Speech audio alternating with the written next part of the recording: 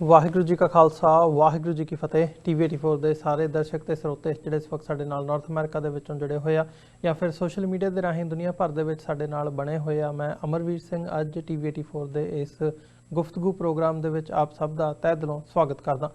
Viewers, ਅਸੀਂ ਹਮੇਸ਼ਾ ਇਸ ਸ਼ੋਅ ਦੇ ਵਿੱਚ ਉਹਨਾਂ ਅਨਿਆਵਾਂ ਦੀ ਗੱਲ ਕਰਦੇ ਹਾਂ ਜਿਹੜੇ ਅਨਿਆਂ ਪੰਜਾਬ ਦੀ ਧਰਤੀ ਦੇ ਉੱਤੇ ਇਸ ਅਜੋਕੇ ਸਿੱਖ ਸੰਘਰਸ਼ ਦੇ ਦੌਰਾਨ ਵਾਪਰੇ ਨੇ, ਜਿਹਦਾ ਇਨਸਾਫ ਮੰਗਦਿਆਂ ਜਿਹੜੇ ਬੁੱਢੇ ਮਾਪੇ ਹੈਗੇ ਨੇ ਨੌਜਵਾਨ ਲਾਸ਼ਾਂ ਦਾ ਇਨਸਾਫ ਮੰਗਦਿਆਂ ਉਹ ਬਿਰਧ ਹੋ ਚੁੱਕੇ ਆ। ਤੇ ਇੱਕ ਵੱਡੀ ਐਗਜ਼ਾਮਪਲ ਸਾਡੇ ਸਾਹਮਣੇ ਸਰਦਾਰ ਜਸਵੰਤ ਸਿੰਘ ਖਾਲੜਾ ਦੀ ਵੀ ਇਸ ਸਾਰੇ ਮਾਮਲੇ ਦੇ ਵਿੱਚ ਮੌਜੂਦ ਹੈ, ਜਿਨ੍ਹਾਂ ਨੇ ਲਾਵਾਰਿਸ ਲਾਸ਼ਾਂ ਦਾ ਜਿਹੜਾ ਸੱਚ ਹੈ ਉਹ ਜਗ ਜ਼ਾਹਰ ਕੀਤਾ ਸੀ ਤੇ ਉਸ ਪਾਰਟ ਨੂੰ ਦੁਨੀਆ ਦੇ ਸਾਹਮਣੇ ਲੈ ਕੇ ਆਂਦਾ ਸੀ। ਪਰ ਇੱਕ ਤਰਾਸਦੀ ਹੈ ਕਿ ਭਾਰਤ ਦੀ ਜਿਹੜੀ ਨਿਆਂ ਪ੍ਰਣਾਲੀ ਹੈ, ਜੁਡੀਸ਼ਰੀ ਹੈ, ਉਹਦੇ ਵੱਲੋਂ ਅੱਜ ਤੱਕ ਕਿਸੇ ਵੀ ਮਾਮਲੇ ਦੇ ਵਿੱਚ ਇਨਸਾਫ ਨਹੀਂ ਦਿੱਤਾ ਗਿਆ, ਜਦਕਿ ਹਜ਼ਾਰਾਂ ਲਾਵਾਰਿਸ ਲਾਸ਼ਾਂ ਦਾ ਜਿਹੜਾ ਰਿਕਾਰਡ ਹੈ ਉਹ ਸਰਦਾਰ ਜਸਵੰਤ ਸਿੰਘ ਖਾਲੜਾ ਨੇ ਸਾਹਮਣੇ ਲੈ ਕੇ ਆਂਦਾ ਸੀ। ਪਰ ਜੇ ਅਜੋਕੇ ਸਿੱਖ ਸੰਘਰਸ਼ ਦਾ ਜਿਹੜਾ ਸਾਰਾ ਪਾਰਟ ਹੈ ਇਸ ਨੂੰ ਦੇਖਣਾ ਹੋਵੇ, ਅਸੀਂ ਰੀਸੈਂਟਲੀ ਪਿਛਲੇ ਜੇ 5-4 ਸਾਲਾਂ ਦੀ ਗੱਲ ਕਰੀਏ ਤੇ ਬਹਿਬਲ ਕਲਾਂ ਗੋਲੀ ਕਾਂਡ ਵਾਪਰਿਆ, ਜਿੱਥੋਂ ਇੱਕ ਸਿੱਖ ਸੰਘਰਸ਼ ਜਾਂ ਸਿੱਖਾਂ ਦੀਆਂ ਜਿਹੜੀਆਂ ਭਾਵਨਾਵਾਂ ਨੂੰ ਵਲੂੰਦਰਿਆ ਗਿਆ ਤੇ ਕਿਵੇਂ ਉਹਦੇ ਤੇ ਕਮਿਸ਼ਨ ਬਣੇ, ਉਹ ਜਸਟਿਸ ਜੋਰਾ ਸਿੰਘ ਕਮਿਸ਼ਨ ਦੀ ਗੱਲ ਹੋਵੇ, ਜਸਟਿਸ ਰਣਜੀਤ ਸਿੰਘ ਕਮਿਸ਼ਨ ਦੀ ਗੱਲ ਹੋਵੇ, ਪਰ ਉਹਨਾਂ ਦੇ ਵਿੱਚੋਂ ਵੀ ਅਜੇ ਤੱਕ ਜਿਹੜੀ ਇਨਸਾਫ ਨਾਂ ਦੀ ਚੀਜ਼ ਹੈ ਉਹ ਨਹੀਂ ਨਿਕਲ ਸਕੀ।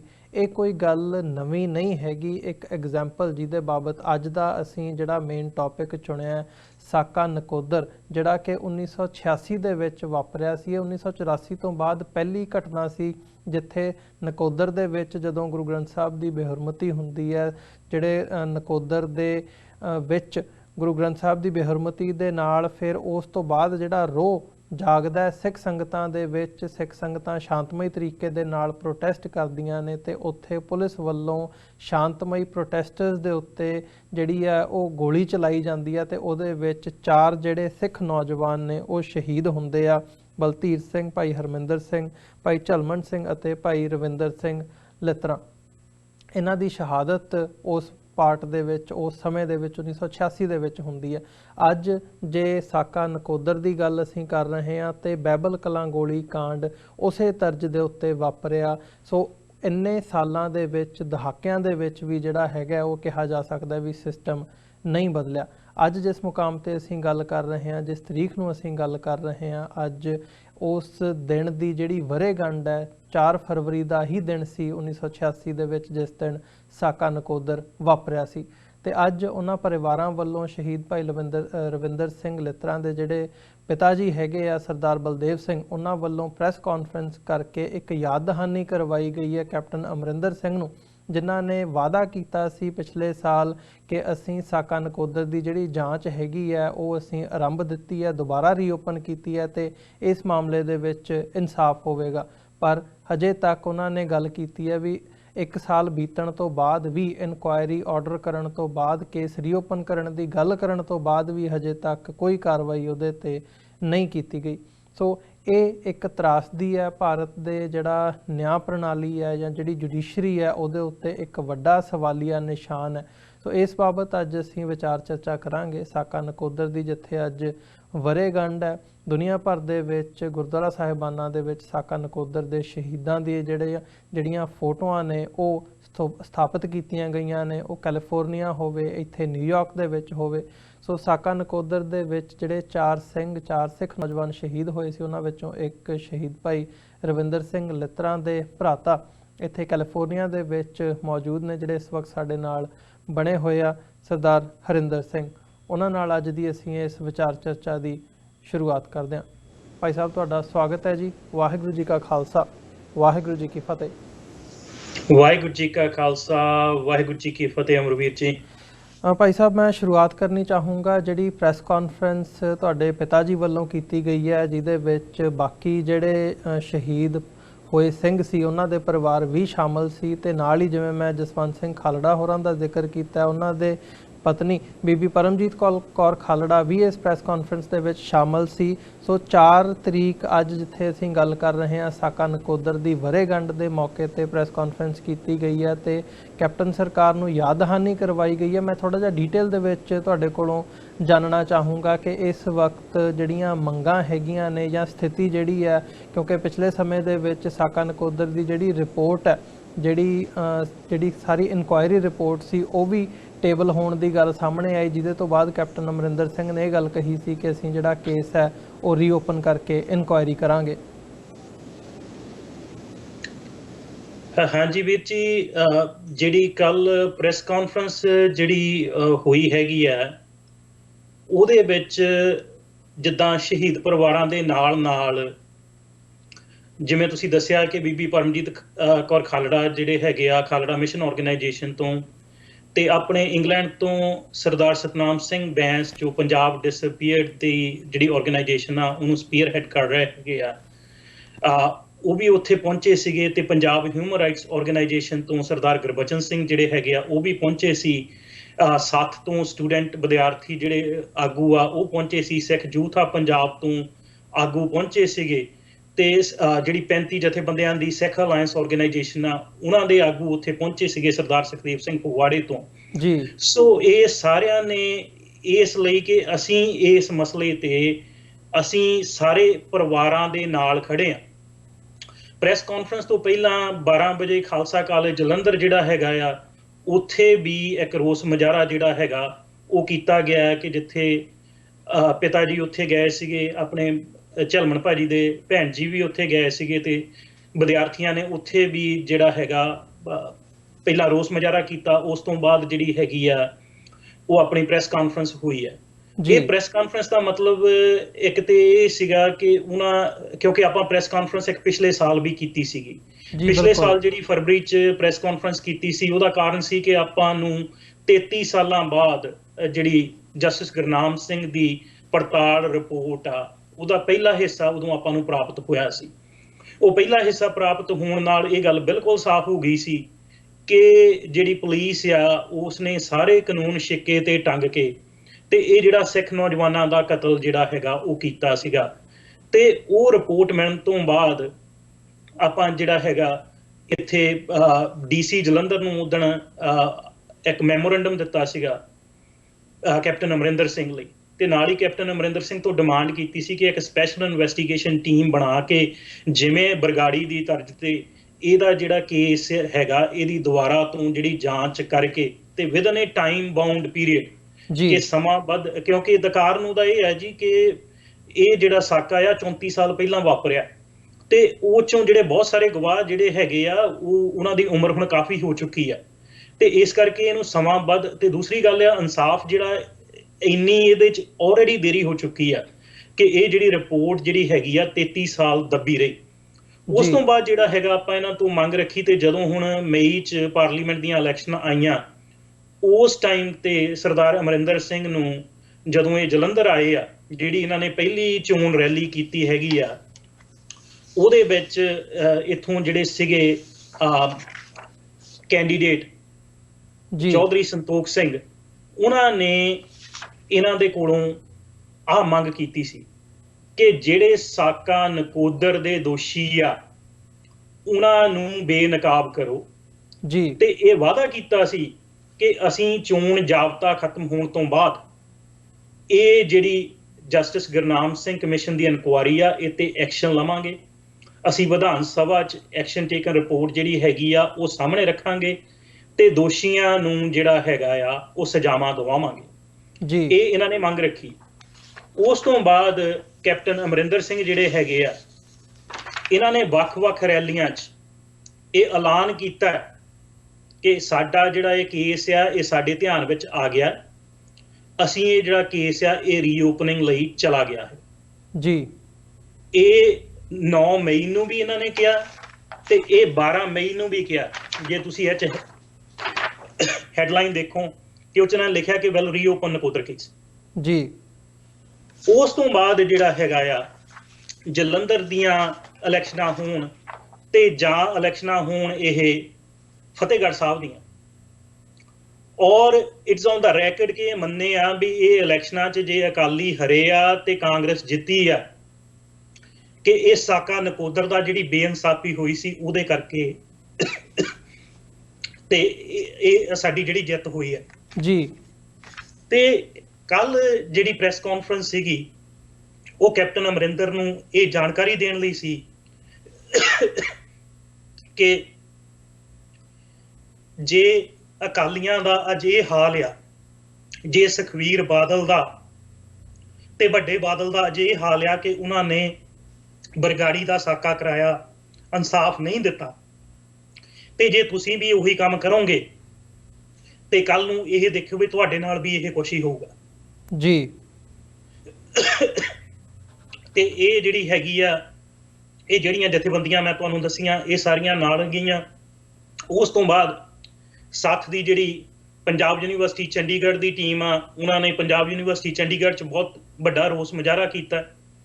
ਉਸ ਤੋਂ ਬਾਅਦ ਪੰਜਾਬੀ ਯੂਨੀਵਰਸਿਟੀ ਪਟਿਆਲਾ ਜਿਹੜੀ ਹੈਗੀ ਆ ਉੱਥੇ ਰੋਸ ਮੁਜ਼ਾਹਰਾ ਕੀਤਾ ਗਿਆ ਔਰ ਮੰਗ ਕੀਤੀ ਗਈ ਆ ਕਿ ਕੈਪਟਨ ਜਾਂ ਤੇ ਆਪਣਾ ਵਾਅਦਾ ਪੂਰਾ ਕਰੇ ਤੇ ਜਾਂ ਅਸਤੀਫਾ ਦੇਵੇ, ਦੋਨਾਂ ਚੋਂ ਇੱਕ ਕੰਮ ਕਰੇ, ਕਿ ਦੋਏ ਚੀਜ਼ਾਂ ਨਹੀਂ ਚੱਲਣੀਆਂ ਜੀ। ਤੇ ਉਸ ਤੋਂ ਬਾਅਦ ਜਿਹੜਾ ਹੈਗਾ ਆ, ਜਿਵੇਂ ਤੁਸੀਂ ਦੱਸਿਆ ਕਿ ਪੂਰੀ ਸੰਸਾਰ ਭਰ ਵਿੱਚ ਇਹਦੇ ਲਈ ਜਿਹੜੇ ਹੈਗੇ ਆ ਉਹ ਸ਼ਹੀਦੀ ਕਾਨਫਰੰਸ ਤਾਂ ਹੋ ਰਹੀਆਂ, ਫਰਾਂਸ 'ਚ ਹੋਈ ਆ, ਇੰਗਲੈਂਡ 'ਚ ਹੋਈ ਆ, 9 ਤਰੀਕ ਨੂੰ ਪਿੰਡ ਲਿੱਤਰਾਂ ਵਿਖੇ ਜਿਹੜੀ ਸ਼ਹੀਦੀ ਕਾਨਫਰੰਸ ਹੋ ਰਹੀ ਆ ਔਰ ਉਹਦੇ ਵਿੱਚ ਵੱਖ-ਵੱਖ ਪਾਰਟੀਆਂ ਦੇ ਜਿਹੜੇ MLA ਹੈਗੇ ਆ, ਉਹ ਚਾਹੇ ਸਰਦਾਰ ਕੰਵਰ ਸੰਧੂ ਹੋਣ ਚੰਡੀਗੜ੍ਹ ਤੋਂ, ਤੇ ਜਾਂ ਹਰਪਾਲ ਚੀਮਾ ਜੀ ਹੋਣ ਜੀ, ਤੇ ਜਾਂ ਕਲਤਾਰ ਸੰਧਮਾ ਹੋਵੇ, ਜਾਂ ਗੁਰਪ੍ਰਤਾਪ ਸਿੰਘ ਜੀ ਵਡਾਲਾ ਹੋਣ, ਤੇ ਜਾਂ ਖਹਿਰਾ ਸਾਹਿਬ ਹੋਣ ਰਾਮਗੜ੍ਹ ਤੋਂ, ਉਹਨਾਂ ਸਾਰਿਆਂ ਨੇ ਵਾਅਦਾ ਕੀਤਾ ਹੈ ਕਿ ਅਸੀਂ ਉੱਥੇ ਪਹੁੰਚਾਂਗੇ, ਅਸੀਂ ਪਰਿਵਾਰਾਂ ਦੇ ਨਾਲ ਹਾਂ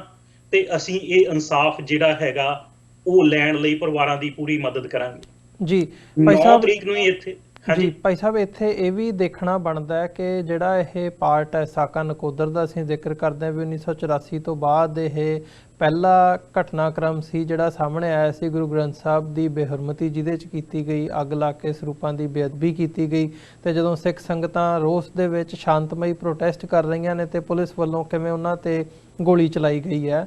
ਇਹੀ ਜਿਹੜਾ ਘਟਨਾਕ੍ਰਮ ਹੈ ਹੁਣ ਰੀਸੈਂਟ ਜੇ ਦੇਖਣਾ ਹੋਵੇ ਹਾਲ ਦੀ ਇੱਥੇ ਪਿਛਲੇ ਸਾਲਾਂ ਦੇ ਵਿੱਚ ਤੇ ਬਹਿਬਲ ਕਲਾਂ ਗੋਲੀਕਾਂਡ ਦਾ ਘਟਨਾਕ੍ਰਮ ਉਸੇ ਤਰਜ਼ ਦੇ ਉੱਤੇ ਦੇਖਣ ਨੂੰ ਮਿਲਿਆ ਤੇ ਸਰਕਾਰ ਦਾ ਰਵੱਈਆ ਵੀ ਕਿਤੇ ਨਾ ਕਿਤੇ ਉਹੀ ਦੇਖਣ ਦਾ ਆਇਆ ਸਾਹਮਣੇ ਕਿ ਉਸ ਸਮੇਂ ਇਜ਼ਹਾਰ ਆਲਮ ਸੀ ਜਿਨ੍ਹਾਂ ਨੂੰ ਬਾਅਦ ਦੇ ਵਿੱਚ ਪ੍ਰੋਟੈਕਟ ਕੀਤਾ ਗਿਆ, ਉਹ ਬਾਦਲ ਦੀ ਸਰਕਾਰ ਹੋਵੇ ਅਦਰਵਾਈਜ਼ ਹੋਵੇ, ਤੇ ਅੱਜ ਦੇ ਜਿਹੜੇ ਪੁਲਿਸ ਮੁਲਾਜ਼ਮ ਹੈਗੇ ਆ, ਅੱਜ ਦੇ ਜਿਹੜੇ ਪੁਲਿਸ ਆਫੀਸਰ ਸੀ ਇਹਦੇ ਵਿੱਚ ਇਨਵੋਲਵ, ਅੱਜ ਵੀ ਉਹਨਾਂ ਨੂੰ ਜਿਹੜਾ ਪ੍ਰੋਟੈਕਸ਼ਨ ਉਸੇ ਤਰ੍ਹਾਂ ਪ੍ਰਸ਼ਾਸਨ ਵੱਲੋਂ ਸਰਕਾਰ ਵੱਲੋਂ ਦਿੱਤੀ ਜਾ ਰਹੀ ਹੈ। ਸੋ ਮੈਂ ਥੋੜ੍ਹਾ ਜਿਹਾ ਇਹਦੀ ਡੀਟੇਲ ਜਾਂ ਇਹਨਾਂ ਦੋਵਾਂ ਕੇਸਾਂ ਦਾ ਜਦੋਂ ਅਸੀਂ ਕੰਪੈਰੀਜ਼ਨ ਕਰਦੇ ਹਾਂ ਜਾਂ ਵੀ ਇਨਸਾਫ ਦੇ ਹਵਾਲੇ ਦੇ ਨਾਲ ਅਸੀਂ ਗੱਲ ਕਰਦੇ ਹਾਂ ਵੀ ਨਾ ਇਨਸਾਫ ਉਦੋਂ ਮਿਲਿਆ ਸੀ ਤੇ ਨਾ ਇਨਸਾਫ ਅੱਜ ਮਿਲਿਆ, ਸੋ ਥੋੜ੍ਹਾ ਜਿਹਾ ਮੈਂ ਡੀਟੇਲ ਦੇ ਵਿੱਚ ਵੀ ਜਾਣਨਾ ਚਾਹੂੰਗਾ ਵੀ ਉਦੋਂ ਕੀ ਹੋਇਆ ਸੀ 1986 ਦੇ ਵਿੱਚ ਤੇ ਅੱਜ ਦੇ ਹਾਲਾਤਾਂ ਦੇ ਨਾਲ ਉਹ ਕਿਵੇਂ ਮੇਲ ਖਾਂਦਾ। ਹਾਂਜੀ ਵੀਰ ਜੀ, ਤੁਸੀਂ ਬਹੁਤ ਵਧੀਆ ਜਿਹੜਾ ਪੁਆਇੰਟ ਆ ਇਹ ਉਠਾਇਆ ਆ। ਇਹ ਜੀ ਸਾਕਾ ਨਕੋਦਰ ਹੈ ਜਿਹਦੀ ਆਪਾਂ ਬੇਇਨਸਾਫੀ ਦੀ ਗੱਲ ਕਰਦੇ ਹਾਂ ਕਿ ਜਿਹਦੇ 'ਚ 4 ਸਿੰਘ ਸ਼ਹੀਦ ਹੋਏ ਆ ਜੀ, ਔਰ ਉਹ ਸਿਰਫ ਜੋ ਗੁਰੂ ਗ੍ਰੰਥ ਸਾਹਿਬ ਜੀ ਦੇ ਸਰੂਪ ਅਗਨ ਭੇਟ ਹੋਏ ਸੀ ਉਹਨਾਂ ਦੀ ਸੰਭਾਲ ਲਈ ਜਾ ਰਹੇ ਸੀ। ਹੁਣ ਜੇ ਆਪਾਂ ਬਰਗਾੜੀ ਤੇ ਬਹਿਬਲ ਕਲਾਂ ਸਾਕੇ ਦੀ ਗੱਲ ਕਰੀਏ, ਇਹ ਬਿਲਕੁਲ ਜੇ ਤੁਸੀਂ ਕਹਿ ਲਓ ਵੀ ਉਹਦੀ ਇੱਕ ਕਾਰਬਨ ਕਾਪੀ ਸੀ ਤੇ ਕੋਈ ਅਤਕਥਨੀ ਨਹੀਂ ਹੈਗੀ ਕਿ ਇੱਥੇ ਵੀ ਜਿਹੜਾ ਹੈਗਾ ਆ ਉਹ ਜਿਹੜੇ ਪੁਲਿਸ ਵਾਲੇ ਉੱਥੇ ਪਹੁੰਚੇ, ਚਾਹੇ ਉਹ ਕੋਈ ਵੀ ਪੁਲਿਸ ਵਾਲੇ ਹੋਣ, ਉਹਨਾਂ ਦੀ ਡਿਊਟੀ ਉੱਥੇ ਹੈ ਨਹੀਂ ਸੀ, ਉਹਨਾਂ ਦੀ ਡਿਊਟੀ ਬਰਗਾੜੀ ਤੇ ਬਹਿਬਲ ਕਲਾਂ ਨਹੀਂ ਸੀ। ਇਸੇ ਤਰ੍ਹਾਂ ਜਿਹੜਾ ਸਾਕਾ ਨਕੋਦਰ ਵਾਪਰਿਆ ਉਸ ਵੇਲੇ ਅਜ਼ਹਾਰ ਆਲਮ ਜਿਹਨੇ ਆਲਮ ਸੈਨਾ ਬਣਾਈ ਸੀ, ਉਹ ਉਸ ਵੇਲੇ SSP ਸੀ ਜਲੰਧਰ ਦੇ ਨੇ। ਉਹਨਾਂ ਨੇ ਜਿਹੜੇ ਉੱਥੇ ਪੁਲਿਸ ਮੁਲਾਜ਼ਮ ਲਿਆਂਦੇ ਜਿਨ੍ਹਾਂ ਵਿੱਚ ਸਵਰਨ ਘੋਟਣਾ ਜਿਹੜਾ ਸੀਗਾ DSP, ਉਹਦੀ ਪੋਸਟਿੰਗ ਨਕੋਦਰ ਨਹੀਂ ਸੀਗੀ। ਜਿਹੜਾ SP ਡਿਟੈਕਟਿਵ ਸੀਗਾ ਸਰਜੀਤ ਸਿੰਘ, ਉਹਦੀ ਪੋਸਟਿੰਗ ਨਕੋਦਰ ਨਹੀਂ ਸੀ ਜੀ। ਜਿਹੜਾ ਇੰਸਪੈਕਟਰ ਹਰਿੰਦਰ ਸਿੰਘ ਕੰਗ ਸੀਗਾ, ਉਹਨਾਂ ਦੀ ਪੋਸਟਿੰਗ ਨਕੋਦਰ ਨਹੀਂ ਸੀ। ਬਹੁਤ ਹੋਰ ਵੀ ਸੀਗੇ ਪੁਲਿਸ ਆਫੀਸਰ ਜਿਹੜੇ ਆਏ ਆ। ਇਹਨਾਂ ਤਿੰਨਾਂ ਦੇ ਨਾਮ ਮੈਂ ਇਸ ਕਰਕੇ ਲੈ ਰਿਹਾ ਕਿ ਜਿਹੜੇ ਭਾਈ ਹਰਮਿੰਦਰ ਸਿੰਘ ਦੀ ਸ਼ਹੀਦੀ ਹੈ, ਉਹ ਸਵਰਨ ਘੋਟਣਾ ਜਿਹੜਾ ਉਸ ਵੇਲੇ ਸੀਗਾ ਡੀਐਸਪੀ, ਔਰ ਜਿਹੜਾ ਇੰਸਪੈਕਟਰ ਜਸਕੀਰਤ ਚਾਹਲ ਸੀਗਾ, ਕਿਉਂਕਿ ਭਾਈ ਸਾਹਿਬ ਨੂੰ ਉੱਥੇ ਆਰੇ ਦੇ ਵਿੱਚ ਬੈਠਿਆਂ ਨੂੰ ਕੱਢ ਕੇ ਉਹਨਾਂ ਦੇ ਮੂੰਹ 'ਚ ਸਰਵਿਸ ਰਿਵਾਲਵਰ ਪਾ ਕੇ ਗੋਲੀਆਂ ਮਾਰ ਕੇ ਖਤਮ ਕੀਤਾ ਗਿਆ ਜੀ। ਕਿ ਜਿਹੜਾ ਤੇ ਇੱਕ ਮਤਲਬ ਜਿਹੜੀ ਪੁਲਿਸ ਆ, ਅਸੀਂ ਉਹਨਾਂ ਲਈ ਉਹਨਾਂ ਦੀਆਂ ਤਨਖਾਹਾਂ ਜਿਹੜੀਆਂ ਉਹ ਸਾਡੇ ਤੇ ਜਿਹੜੇ ਟੈਕਸ ਲਾਉਂਦੇ ਉਹਦੇ ਚੋਂ ਜਾਂਦੀਆਂ, ਉਹ ਸਾਡੀ ਪ੍ਰੋਟੈਕਸ਼ਨ ਲਈ ਆ, ਨਾ ਕਿ ਸਾਨੂੰ ਖਤਮ ਕਰਨ ਲਈ ਆ। ਤੇ ਉਸ ਤੋਂ ਬਾਅਦ ਜਿਹੜਾ ਹੈਗਾ ਇਹਨਾਂ ਨੂੰ ਜਿਹੜਾ ਉਸ ਵੇਲੇ ਐਸਐਸਪੀ ਸੀ, ਉਹ ਅੱਜ ਡੀਜੀਪੀ ਰਿਟਾਇਰ ਹੋਇਆ, ਕਿ ਇਹਨਾਂ ਨੇ ਉਹਨਾਂ ਨੂੰ ਪ੍ਰੋਟੈਕਟ ਹੀ ਨਹੀਂ ਕੀਤਾ, ਇਹਨਾਂ ਨੇ ਉਹਨਾਂ ਨੂੰ ਪ੍ਰਮੋਟ ਵੀ ਕੀਤਾ। ਉਸ ਵੇਲੇ ਅੱਖਾਂ ਪੂੰਝਣ ਲਈ ਉਹਦੀ ਟ੍ਰਾਂਸਫਰ ਕਰ ਦਿੱਤੀ ਗਈ, ਬਾਅਦ ਚ ਉਹਨੂੰ ਪ੍ਰਮੋਸ਼ਨਾਂ ਦਿੱਤੀਆਂ ਗਈਆਂ, ਉਹ ਡੀਜੀਪੀ ਰਿਟਾਇਰ ਹੋਇਆ। ਫਿਰ ਉਹਦੀ ਜਿਹੜੀ ਪਤਨੀ ਸੀਗੀ ਉਹਨੂੰ ਮਲੇਰਕੋਟਲੇ ਤੋਂ ਇਹਨਾਂ ਨੇ ਐਮਐਲਏ ਦੀ ਟਿਕਟ ਦਿੱਤੀ ਹੈ। ਬਾਦਲ ਅਕਾਲੀ ਦਲ ਦਾ ਉਹਨੂੰ ਸੀਨੀਅਰ ਮੀਤ ਪ੍ਰਧਾਨ ਬਣਾਇਆ। ਸੋ ਪਰ ਭਾਜੀ ਜੇ ਆਪਾਂ ਇਹ ਦੇਖੀਏ ਕਿ ਪਿਛਲੇ 34 ਸਾਲਾਂ 'ਚ ਪੰਜਾਬ 'ਚ ਇੱਕ ਸਰਕਾਰ ਨਹੀਂ ਰਹੀ। ਪੰਜਾਬ 'ਚ ਬਹੁਤ ਸਰਕਾਰਾਂ ਆਈਆਂ ਔਰ ਬਹੁਤ ਪਾਰਟੀਆਂ ਦੀਆਂ ਸਰਕਾਰਾਂ ਆਈਆਂ ਜੀ, ਪਰ ਹਰੇਕ ਪਾਰਟੀ ਨੇ ਇਹ ਜਿਹੜਾ ਕੇਸ ਆ, ਇਹ ਜਿਹੜੀ ਰਿਪੋਰਟ ਆ, ਉਹਨੂੰ ਦੱਬੀ ਰੱਖਿਆ। ਹੁਣ ਤੁਸੀਂ ਹਿਸਾਬ ਲਾਓ ਵੀ ਜਿਹੜਾ ਇਹਦਾ ਪਾਰਟ 1 ਆ, ਜਾਂ ਇਹਦੀ ਜਿਹੜੀ ਅਸੀਂ ਤਾਂ ਸਾਰੀ ਆਪਾਂ ਰਿਪੋਰਟ ਜਿਹੜੀ ਮੰਗਦਿਆਂ ਨੂੰ ਆਪਾਂ ਨੂੰ 33 ਸਾਲ ਹੋ ਗਏ ਸੀ। ਇਹ ਤਾਂ ਜਦੋਂ ਬਰਗਾੜੀ ਦਾ ਸਾਕਾ ਵਾਪਰਿਆ, ਉਹਦੇ ਤੇ ਜਦੋਂ ਵਿਧਾਨ ਸਭਾ 'ਚ ਜਸਟਿਸ ਰਣਜੀਤ ਸਿੰਘ ਦੀ ਰਿਪੋਰਟ ਆਈ ਆ, ਤੇ ਫੂਲਕਾ ਸਾਹਿਬ ਨੇ ਤੇ ਕੰਵਰ ਸੰਧੂ ਜੀ ਨੇ ਜਦੋਂ ਸਵਾਲ ਉਠਾਏ ਆ, ਉਸ ਵੇਲੇ ਸਰਕਾਰ ਮਜਬੂਰ ਹੋ ਗਈ ਦੱਸਣ ਲਈ ਕਿ ਉਹ ਰਿਪੋਰਟ ਜਿਹੜੀ ਹੈਗੀ ਆ ਉਹ ਵਿਧਾਨ ਸਭਾ ਦੀ ਲਾਇਬ੍ਰੇਰੀ 'ਚ ਪਈ ਆ। ਪਰ ਉੱਥੋਂ ਵੀ ਤੁਸੀਂ ਹਿਸਾਬ ਲਾਓ ਵੀ ਸਿਰਫ ਪਹਿਲਾ ਭਾਗ ਮਿਲਦਾ, ਦੂਜਾ ਭਾਗ ਕਿਉਂ ਗੁਪਤ ਆ, ਉੱਥੋਂ ਕਿਉਂ ਲੁਪਤ। ਉਸ ਤੋਂ ਬਾਅਦ ਜਿਹੜਾ ਹੋਮ ਡਿਪਾਰਟਮੈਂਟ ਹੈਗਾ, ਜਿਹੜਾ ਗ੍ਰਹਿ ਵਿਭਾਗ ਆ, ਉੱਥੋਂ ਵੀ ਗਾਇਬ ਆ। ਉਸ ਤੋਂ ਬਾਅਦ ਜਿਹੜੀ ਇਹਦੀ ਰਿਪੋਰਟ ਜਿਹੜੀ ਹੈਗੀ ਆ ਸਾਕਾ ਨਕੋਦਰ ਦੀ, ਜਦੋਂ ਜਸਟਿਸ ਗੁਰਨਾਮ ਸਿੰਘ ਨੇ ਨਾ ਜੀ ਆਪਣੀ ਰਿਪੋਰਟ ਸਰਕਾਰ ਨੂੰ ਦੇ ਦਿੱਤੀ 31 ਅਕਤੂਬਰ 1986 ਨੂੰ, ਉਸ ਤੋਂ ਬਾਅਦ ਜਿਹੜੀ ਮੈਜਿਸਟ੍ਰੇਟ ਸੀਗੇ ਕਲਾਸ 1 ਜਸਟਿਸ ਇੰਦਰਜੀਤ ਸਿੰਘ ਜੀ, ਜਿਹੜੇ ਕਿ ਅੱਜ ਕੱਲ ਹਾਈ ਕੋਰਟ ਦੇ ਸਿਟਿੰਗ ਜੱਜ ਹੈਗੇ ਆ ਜੀ, ਉਹਨਾਂ ਨੇ ਇਹ ਜਿਹੜੀ, ਕਿਉਂਕਿ FIR ਜਿਹੜੀ ਇਹਨਾਂ ਨੇ ਦਰਜ ਕੀਤੀ ਸੀ ਉਹ ਨੌਜਵਾਨਾਂ ਤੇ ਕੀਤੀ ਸੀ ਉਸ ਵੇਲੇ, ਉਹ ਜਿਹੜੀ ਰਿਪੋਰਟ ਆ ਉਹ ਅਖਰਾਜ ਕੀਤੀ ਗਈ ਆ। ਉਹ ਜਦੋਂ ਅਖਰਾਜ ਕੀਤੀ ਗਈ ਆ 29 ਮਾਰਚ 1987 ਨੂੰ, ਤੇ ਨਾਲ ਜਸਟਿਸ ਗੁਰਨਾਮ ਸਿੰਘ ਦੀ ਰਿਪੋਰਟ ਲੱਗੀ ਆ ਕਿ ਇਹ ਜਿਹੜੀ ਪੁਲਿਸ ਦੀ FIR ਸੀ ਇਹ ਝੂਠੀ ਸੀ, ਉਹਨੂੰ ਖਤਮ ਕਰਨ ਲਈ ਉਹਦੇ ਨਾਲ ਕਾਪੀ ਉਹ ਅਟੈਚ ਹੋਈ ਆ ਜੀ। ਉਸ ਤੋਂ ਬਾਅਦ ਉਹ ਜਨਵਰੀ 1988 ਚ ਜਿਹੜੀ ਹੈਗੀ ਆ ਉਹ ਪੇਸ਼ ਦਾਖਲ ਦਫ਼ਤਰ ਕੀਤੀ ਗਈ ਆ। ਤੇ ਹੁਣ ਜਦੋਂ ਅਸੀਂ ਗ੍ਰੀਵੀਅੰਸ ਪਾਇਆ ਗਵਰਨਰ ਪੰਜਾਬ ਨੂੰ, ਤੇ ਉਹਨਾਂ ਨੇ ਜਦੋਂ ਭੇਜਿਆ ਤੇ ਉਹ ਕਹਿੰਦੇ ਉਹਦੇ ਨਾਲ ਵੀ ਅਟੈਚ ਨਹੀਂ ਹੈਗੀ ਜੀ। ਵੀਰ ਜੀ ਕੱਲ ਜਦੋਂ ਪ੍ਰੈਸ ਕਾਨਫਰੰਸ ਹੋਈ ਆ, ਸਰਦਾਰ ਸਤਨਾਮ ਸਿੰਘ ਬਰੈਸਟਰ ਜਿਹੜੇ ਹੈਗੇ ਆ, ਉਹਨਾਂ ਨੇ ਕਿਹਾ ਕਿ ਜਿਹੜਾ ਜਲਿਆਂਵਾਲਾ ਬਾਗ ਆ 1919 ਚ ਹੋਇਆ ਭਾਜੀ ਜੀ, ਉਹਦੇ ਰਿਕਾਰਡ ਅਜੇ ਤੱਕ ਹੈਗੇ ਆ, ਕਿਉਂਕਿ ਇਹ ਰਿਕਾਰਡ ਗਵਾਚ ਨਹੀਂ ਸਕਦੇ, ਇਹ ਰਿਕਾਰਡ ਪਰਮਾਨੈਂਟਲੀ ਸੇਵ ਕੀਤੇ ਜਾਂਦੇ। ਪਰ ਸਾਕਾ ਨਕੋਦਰ ਦੇ ਰਿਕਾਰਡ ਕਿੱਦਾਂ ਗਵਾਚ ਗਏ? ਉਸ ਤੋਂ ਬਾਅਦ ਉਹਨਾਂ ਨੇ ਕਿਹਾ ਕਿ ਜਿਹੜਾ ਜਨਰਲ ਡਾਇਰ ਸੀ ਉਹਦਾ ਕੋਰਟ ਮਾਰਸ਼ਲ ਹੋਇਆ ਉਸ ਜਨਰਲ ਦਾ ਜੀ, ਤੇ ਜਿਹੜੇ ਸਾਕਾ ਨਕੋਦਰ ਲਈ ਜ਼ਿੰਮੇਵਾਰ ਆ ਜਾਂ ਸਾਕੇ ਬਰਗਾੜੀ ਲਈ ਜ਼ਿੰਮੇਵਾਰ ਆ, ਉਹਨਾਂ ਨੂੰ ਤਾਂ ਕੋਈ ਸਜ਼ਾਵਾਂ ਮਿਲੀਆਂ ਨਹੀਂ, ਉਹਨਾਂ ਨੂੰ ਤਾਂ ਪ੍ਰਮੋਸ਼ਨਾਂ ਮਿਲੀਆਂ। ਔਰ ਉਹਨਾਂ ਨੂੰ ਜਿਹੜੀਆਂ 33 ਸਾਲਾਂ 'ਚ 34 ਸਾਲਾਂ 'ਚ ਜਿੰਨੀਆਂ ਸਰਕਾਰਾਂ ਆਈਆਂ, ਹਰੇਕ ਸਰਕਾਰ ਨੇ ਬਚਾਇਆ। ਸੋ ਉਹ ਚਾਹੇ ਇਜ਼ਹਾਰ ਆਲਮ ਸੀ ਤੇ ਚਾਹੇ ਸਮੇਧ ਸੈਣੀ ਸੀ, ਇਹ ਸਰਕਾਰਾਂ ਜਿਹੜੀਆਂ ਹੈਗੀਆਂ, ਚਾਹੇ ਸੁਰੇਸ਼ ਅਰੋੜਾ ਹੋਵੇ, ਉਹ ਹਰੇਕ ਨੂੰ ਬਚਾ ਰਹੀਆਂ। ਔਰ ਜਿਹੜੇ ਰਿਕਾਰਡ ਆ ਉਹ ਹਰੇਕ ਜਗ੍ਹਾ ਤੋਂ ਗੁੰਮ ਕਰ ਦਿੱਤੇ ਗਏ। ਵੀਰ ਜੀ ਇਹਨਾਂ ਵੀਰਾਂ ਦੀਆਂ ਤਸਵੀਰਾਂ ਦੇਖੋ। ਭਾਈ ਰਵਿੰਦਰ ਸਿੰਘ ਦੀ ਉਮਰ ਉਸ ਵੇਲੇ 19 ਸਾਲ ਸੀ ਜੀ, ਸਾਰਿਆਂ ਤੋਂ ਜੰਗ ਸੀ, ਤੇ ਜਿਹੜੇ ਭਾਜੀ ਹਰਮਿੰਦਰ ਸਿੰਘ ਸੀਗੇ ਉਹ ਸਾਰੇ 26 ਸਾਲਾਂ ਦੇ ਸੀ। ਮਤਲਬ 19 ਤੋਂ ਲੈ ਕੇ 26 ਸਾਲ ਦੀ ਉਮਰ ਦੇ ਵਿੱਚ ਸੀ, ਕਿ ਕਿਸੇ ਦੀ 21, ਕਿਸੇ ਦੀ 23, ਕਿਸੇ ਦੀ 19, ਕਿ ਇੰਨੇ ਨੌਜਵਾਨ ਜਿਹੜੇ ਬੱਚੇ ਸੀ, ਜਿਹੜੇ ਵਿਦਿਆਰਥੀ ਸੀ। ਔਰ ਜਿਹੜੀ ਰਿਪੋਰਟ ਆ, ਜਿਹੜੀ ਜਸਟਿਸ ਗੁਰਨਾਮ ਸਿੰਘ ਦੀ ਰਿਪੋਰਟ ਆ, ਜਿਹੜਾ ਪਾਰਟ 1 ਆਪਾਂ ਨੂੰ ਮਿਲਿਆ, ਉਹਦੇ 'ਚ ਜਿਹੜਾ ਜਸਟਿਸ ਗੁਰਨਾਮ ਸਿੰਘ ਆ, ਉਹਨਾਂ ਨੇ ਕਲੀਅਰ ਲਿਖਿਆ ਕਿ ਦੇ ਵਰ ਏਮਡ ਟੂ ਕਿਲ, ਜੀ, ਕਿ ਉਹਨਾਂ ਨੂੰ ਮਾਰਨ ਲਈ ਹੀ ਗੋਲੀਆਂ ਮਾਰੀਆਂ ਗਈਆਂ। ਉਹਨਾਂ ਦਾ ਮਕਸਦ ਉਹਨਾਂ ਨੂੰ ਫੜਨਾ ਨਹੀਂ ਸੀ। ਉਹ ਕਹਿੰਦੇ ਜੇ ਇਹਨਾਂ ਨੂੰ ਫੜਨਾ ਹੁੰਦਾ, ਜਿਹੜੀ ਪੁਲਿਸ ਆ ਉਹਨੇ ਇੰਨੀ ਹੁਸ਼ਿਆਰੀ ਦਿਖਾਈ ਆ, ਬਾਅਦ 'ਚ ਇੰਨੇ ਮੁੰਡੇ ਫੜੇ, ਗ੍ਰਿਫਤਾਰ ਕੀਤੇ, ਉਹ ਪਹਿਲਾਂ ਕਿਉਂ ਨਹੀਂ ਸੀ ਕਰ ਸਕਦੇ? ਫਿਰ ਉਹ ਕਹਿੰਦੇ ਜਦੋਂ ਉੱਥੇ ਇਕੱਠੇ ਹੋਏ ਆ, ਉਹਨਾਂ ਨੂੰ ਇਕੱਠੇ ਹੋਣ ਤੋਂ ਰੋਕਿਆ ਕਿਉਂ ਨਹੀਂ? ਤੇ ਜੇ ਇਕੱਠੇ ਹੋ ਗਏ ਤਾਂ ਉਹਨਾਂ ਨੂੰ ਡਿਸਪਰਸ ਕਰਨ ਲਈ ਪੁਲਿਸ ਨੇ ਕੀ ਕੀਤਾ? ਉਸ ਤੋਂ ਬਾਅਦ ਉਹ ਜਿਹੜੀ ਰਿਪੋਰਟ ਆ ਉਹ ਇਹ ਲਿਖਦੀ ਆ ਕਿ ਸਾਰਿਆਂ ਦੇ ਵਰ ਸ਼ਾਟ ਇਨ ਦੇ ਵਾਈਟਲ ਆਰਗਨਸ, ਕਿ ਉਹਨਾਂ ਦੇ ਛਾਤੀਆਂ 'ਚ ਗੋਲੀਆਂ ਮਾਰੀਆਂ ਗਈਆਂ, ਉਹਨਾਂ ਦੇ ਸੀਨੇ ਜਿਹੜੇ ਆ ਸ਼ੇਕ ਕੀਤੇ ਇਹਨਾਂ ਨੇ।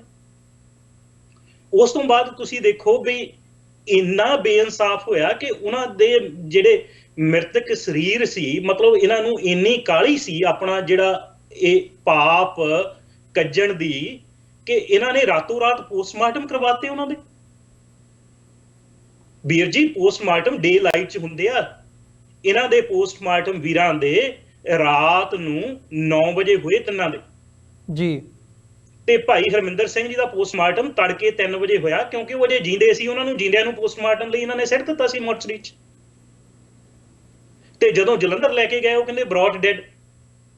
ਸੋ ਤੁਸੀਂ ਜਦੋਂ ਪੋਸਟਮਾਰਟਮ ਰਿਪੋਰਟਾਂ ਦੇਖੋਗੇ, ਜਦੋਂ ਜਸਟਿਸ ਗੁਰਨਾਮ ਸਿੰਘ ਦੀ ਰਿਪੋਰਟ ਦੇਖੋਗੇ, ਔਰ ਇੰਨਾ ਉਹਦੇ ਵਿੱਚ ਇਹਨਾਂ ਨੇ ਮਤਲਬ ਇਸ ਕੇਸ 'ਚ ਜੇ ਤੁਸੀਂ ਉਹਦੀ ਰਿਪੋਰਟ ਪੜ੍ਹੋ ਜਸਟਿਸ ਗੁਰਨਾਮ ਸਿੰਘ ਦੀ, ਉਹ ਕਹਿੰਦੇ ਕਿ ਜਦੋਂ ਅਜ਼ਹਾਰ ਆਲਮ ਨਕੋਦਰ ਗੁਰਦੁਆਰਾ ਸ਼੍ਰੀ ਗੁਰੂ ਅਰਜਨ ਸਾਹਿਬ 'ਚ ਇਨਕੁਆਇਰੀ ਕਰਨ ਆਇਆ, ਜਾਂਚ ਕਰਨ 'ਚ ਆਇਆ, ਤੇ ਇਹਨਾਂ ਨੇ ਕਿਹਾ ਕਿ ਗੁਰਦੁਆਰੇ ਦਾ ਗ੍ਰੰਥੀ ਜ਼ਿੰਮੇਵਾਰ ਆ ਜੀ। ਇਦਾਂ ਹੀ ਭਾਜੀ, ਜੇ ਤੁਹਾਨੂੰ ਯਾਦ ਹੋਵੇ, ਜਦੋਂ ਬਰਗਾੜੀ ਦਾ ਸਾਕਾ ਹੋਇਆ ਤੇ ਉਹਦੀ ਵੀ ਜ਼ਿੰਮੇਵਾਰੀ ਦੋ ਭਰਾਵਾਂ ਤੇ, ਜਸਵਿੰਦਰ ਸਿੰਘ ਤੇ ਉਹਦੇ ਬ੍ਰਦਰ ਜਿਹੜਾ ਸੀਗਾ, ਉਹਨਾਂ ਤੇ ਇਹਨਾਂ ਨੇ ਪਾਉਣ ਦੀ ਕੋਸ਼ਿਸ਼ ਕੀਤੀ। ਸੁਖਬੀਰ ਬਾਦਲ ਉਦੋਂ ਹੋਮ ਮਿਨਿਸਟਰ ਸੀਗਾ। ਇਹਨਾਂ ਨੇ ਇੱਥੋਂ ਤੱਕ ਕਿਹਾ ਕਿ ਇਹਦੀਆਂ ਤਾਰਾਂ ਜਿਹੜੀਆਂ ਵਿਦੇਸ਼ਾਂ ਨਾਲ ਜੁੜੀਆਂ ਹੋਈਆਂ, ਤੇ ਇਹਨਾਂ ਨੇ ਵੀ ਉਦੋਂ 1986 'ਚ ਜਿਹੜੀ ਬੇਅਦਬੀ ਹੋਈ ਸੀ, ਉਹ ਗੁਰੂ ਘਰ ਦੇ ਗ੍ਰੰਥੀ ਨੂੰ ਉਹਦੇ ਲਈ ਦੋਸ਼ੀ ਦੱਸਿਆ। ਤੇ ਉਹ ਕਹਿੰਦੇ ਕਿ ਜਦੋਂ ਮੈਂ ਉਹਨੂੰ ਪੁੱਛਿਆ, ਜਸਟਿਸ ਗੁਰਨਾਮ ਸਿੰਘ ਜੀ ਕਹਿੰਦੇ ਹੈਗੇ ਆ ਵੀ ਤੁਸੀਂ ਉਸ ਵੇਲੇ ਕਿੱਦਾਂ ਜਾਂਚ ਕਿੱਦਾਂ ਕੀਤੀ ਸੀ? ਉਹ ਕਹਿੰਦੇ ਮੈਂ ਜੀ ਫਾਇਰ ਐਕਸਪਰਟ ਦਾ ਓਪੀਨੀਅਨ ਲਿਆ ਸੀ ਜੀ। ਉਹ ਕਹਿੰਦੇ ਫਾਇਰ ਐਕਸਪਰਟ ਦਾ ਨਾਂ ਕੀ ਸੀ? ਕਹਿੰਦੇ ਮੈਨੂੰ ਨਾਂ ਨਹੀਂ ਪਤਾ। ਕਹਿੰਦੇ ਤੁਸੀਂ ਉਹਨਾਂ ਕੋਲ ਲਿਖਤੀ ਰਿਪੋਰਟ ਲਈ ਸੀ? ਕਹਿੰਦੇ ਨਹੀਂ ਲਈ। ਕਹਿੰਦੇ ਤੁਸੀਂ ਜਦੋਂ ਤੁਸੀਂ ਉੱਥੇ ਜਾ ਕੇ ਜਾਂਚ ਕੀਤੀ ਆ, ਤੁਸੀਂ ਕਿਸੇ ਦੇ ਬਿਆਨ ਲਏ? ਕਹਿੰਦੇ ਨਹੀਂ ਲਏ।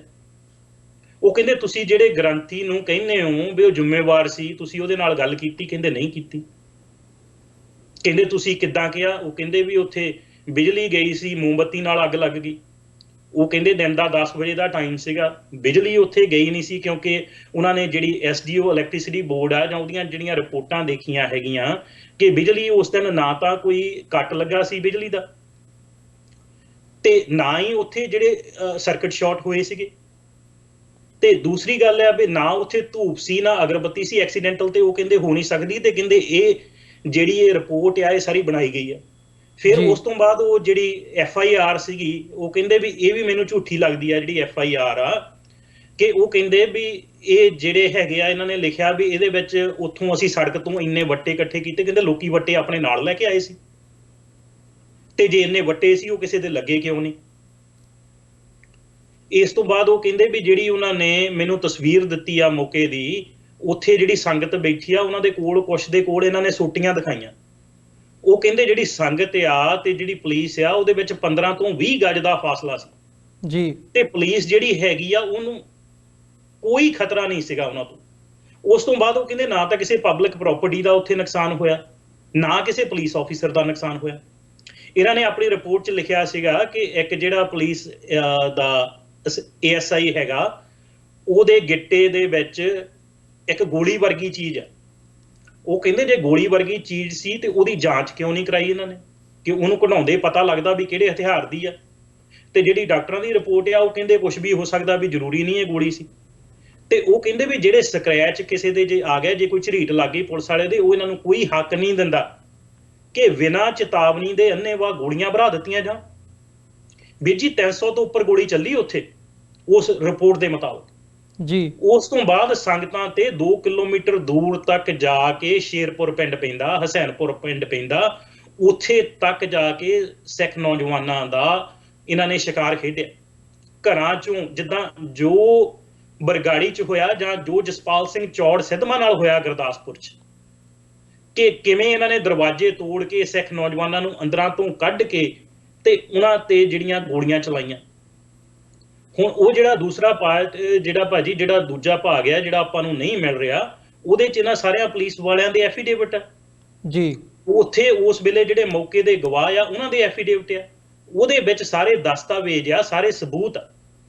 ਹੁਣ ਇਹ ਜਿਹੜੀਆਂ ਚੀਜ਼ਾਂ ਹੈਗੀਆਂ ਜਿੰਨੀ ਦੇਰ ਤੱਕ, ਕਿਉਂਕਿ ਇਸ ਵੇਲੇ ਹੁਣ ਆਪਣੀਆਂ ਸਿਰਫ ਦੋ ਮੰਗਾਂ ਸਰਕਾਰ ਤੋਂ, ਕਿ ਇੱਕ ਤਾਂ ਸਾਨੂੰ ਜਿਹੜਾ ਹੈਗਾ ਆ ਉਹ ਜਿਹੜੀ ਰਿਪੋਰਟ ਆ ਉਹਦੀ ਪੂਰੀ ਕਾਪੀ ਦਿਓ, ਦੂਜਾ ਜੀ। ਤੁਸੀਂ ਆਪਣਾ ਜਿਹੜਾ ਵਾਅਦਾ ਕੀਤਾ ਸੀ ਕਿ ਅਸੀਂ ਇਹ ਜਿਹੜੀ ਜਸਟਿਸ ਗੁਰਨਾਮ ਸਿੰਘ ਦੀ ਰਿਪੋਰਟ ਆ ਇਹ ਤੇ ਐਕਸ਼ਨ ਲਵਾਂਗੇ, ਇਹ ਤੇ ਵਿਧਾਨ ਸਭਾ 'ਚ ਕਾਰਵਾਈ ਹੋਊਗੀ, ਉਹ ਕਾਰਵਾਈ ਕਰਨ, ਐਕਸ਼ਨ ਟੇਕਨ ਰਿਪੋਰਟ ਰੱਖਣ, ਸਪੈਸ਼ਲ ਇਨਵੈਸਟੀਗੇਸ਼ਨ ਟੀਮ ਬਣਾਉਣ ਤੇ ਸਮਾਂਬੱਧ ਸਮੇਂ 'ਚ ਉਹਦੀ ਜਾਂਚ ਕਰਕੇ ਤੇ ਇਹ ਜਿਹੜੀ ਹੈਗੀ ਆ ਇਨਸਾਫ ਦੇਣ। ਬਿਲਕੁਲ, ਇੱਥੇ ਇਹ ਵੀ ਗੱਲ ਇੱਕ ਜ਼ਰੂਰ ਬਣਦੀ ਹੈ, ਜਿੱਥੇ ਅਸੀਂ ਰਿਪੋਰਟ ਦੀ ਗੱਲ ਕਰ ਰਹੇ ਹਾਂ, ਜਿਹੜੀ ਰਿਪੋਰਟ ਟੇਬਲ ਕੀਤੀ ਗਈ ਵਿਧਾਨ ਸਭਾ ਦੇ ਵਿੱਚ ਆਈ ਤੇ ਹੁਣ ਜੱਗ ਜ਼ਾਹਰ ਵੀ ਹੋਈ ਹੈ ਜੀ, ਭਾਵੇਂ ਪਹਿਲਾ ਪਾਰਟੀ ਹੈ, ਪਰ ਰਿਪੋਰਟ ਦੇ ਸਾਹਮਣੇ ਆਉਣ ਨਾਲ ਤੇ ਕੁਝ ਨਹੀਂ ਹੁੰਦਾ ਜਿੰਨੀ ਦੇਰ ਤੱਕ ਉਸ ਰਿਪੋਰਟ ਦੇ ਉੱਤੇ ਐਕਸ਼ਨ ਨਹੀਂ ਲਿਆ ਜਾਂਦਾ, ਕਾਰਵਾਈ ਨਹੀਂ ਹੁੰਦੀ ਤੇ ਜਿਹੜੇ ਦੋਸ਼ੀ ਹੈਗੇ ਆ ਉਹਨਾਂ ਨੂੰ ਕਟਹਿਰੇ ਦੇ ਵਿੱਚ ਨਹੀਂ ਖੜਾ ਕੀਤਾ ਜਾਂਦਾ, ਉਨੀ ਦੇਰ ਤੱਕ ਉਹਦੇ ਉਸ ਰਿਪੋਰਟ ਦੇ ਵੀ ਮਾਇਨੇ ਨਹੀਂ ਹੈਗੇ। ਹਾਂਜੀ ਜੀ, ਨਾ ਰਿਪੋਰਟ ਦੇ ਮਾਇਨੇ ਆ, ਨਾ ਇਹਨਾਂ ਜਾਂਚਾਂ ਦੇ ਕੋਈ ਮਾਇਨੇ ਆ, ਕਿਉਂਕਿ ਜਸਟਿਸ ਜੋਰਾ ਸਿੰਘ ਕਮਿਸ਼ਨ ਬਣਿਆ ਜੀ ਪਹਿਲਾਂ, ਫਿਰ ਜਸਟਿਸ ਰਣਜੀਤ ਸਿੰਘ ਕਮਿਸ਼ਨ ਬਣਿਆ ਬਰਗਾੜੀ ਸਾਕੇ 'ਚ ਜੀ। ਇਹ ਜਿਹੜਾ ਨਕੋਦਰ ਸਾਕਾ ਆ ਇਹਦੀ ਪਹਿਲਾਂ ਸ਼੍ਰੋਮਣੀ ਗੁਰਦੁਆਰਾ ਪ੍ਰਬੰਧਕ ਕਮੇਟੀ ਦੀ 2 ਮੈਂਬਰੀ ਟੀਮ ਬਣੀ ਜੀ, ਜਿਹ 'ਚ ਕਾਬਲ ਸਿੰਘ ਸੀਨੀਅਰ ਮੀਤ ਪ੍ਰਧਾਨ ਸੀਗੇ ਤੇ ਕੁਲਦੀਪ ਸਿੰਘ ਵਡਾਲਾ ਜਿਹੜੇ ਸੀਗੇ ਉਹ ਸ਼੍ਰੋਮਣੀ ਕਮੇਟੀ ਮੈਂਬਰ ਸੀ। ਉਹਨਾਂ ਨੇ ਵੀ ਆਪਣੀ ਰਿਪੋਰਟ 'ਚ ਪਾਇਆ ਵੀ ਪੁਲਿਸ ਨੇ ਜਿਹੜੇ ਆ ਬੇਗੁਨਾਹ ਨੌਜਵਾਨ ਮਾਰੇ। ਉਸ ਤੋਂ ਬਾਅਦ ਜਿਹੜੀ ਆ ਪੰਜਾਬ ਹਿਊਮਨ ਰਾਈਟਸ ਆਰਗੇਨਾਈਜੇਸ਼ਨ ਦੀ 6 ਵਕੀਲਾਂ ਦੀ ਟੀਮ ਸੀ, ਉਹ ਮੌਕਾ ਵਾਚਿਆ, ਉਹਨਾਂ ਨੇ ਜਸਟਿਸ ਅਜੀਤ ਸਿੰਘ ਬੈਂਸ ਜਿਹੜੇ ਸੀਗੇ ਉਹ ਹੈੱਡ ਸੀਗੇ ਉਸ ਵੇਲੇ ਪੰਜਾਬ ਹਿਊਮਨ ਰਾਈਟਸ ਆਰਗੇਨਾਈਜੇਸ਼ਨ ਦੇ, ਉਹਨਾਂ ਨੇ ਜਾ ਕੇ ਬਿਆਨ ਲਿਆ, ਉਹਨਾਂ ਨੇ ਜਾ ਕੇ ਮੌਕਾ ਦੇਖਿਆ, ਉਹਨਾਂ ਨੇ ਆਪਣੀ ਰਿਪੋਰਟ 'ਚ ਲਿਖਿਆ ਕਿ ਇਹ ਜਿਹੜੇ ਹੈਗੇ ਆ ਕਤਲ ਇਹ ਬੇਗੁਨਾਹਾਂ ਦੇ ਪੁਲਿਸ ਨੇ ਕੀਤੇ ਨੇ।